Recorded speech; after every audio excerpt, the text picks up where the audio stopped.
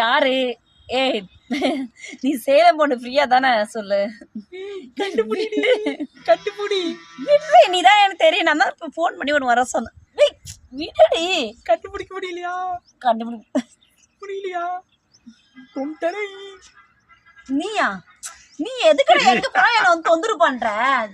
நிஷா மயிருப்ப சும்மா உன் தொல்லை தாங்க முடியல. நான் எங்கன்னா போய் போறேன். திருப்பி எதுக்கு என் பின்னாடி வந்து தொந்தரவு பண்ணிட்டே இருக்காத மணி. தயவு செய்து போ மணி. எனக்கு ஒரு வாய்ப்பு கொடுக்கலாமே. உனக்கு ஒரு வாய்ப்பு கொடுக்குறாங்க மயில்ல.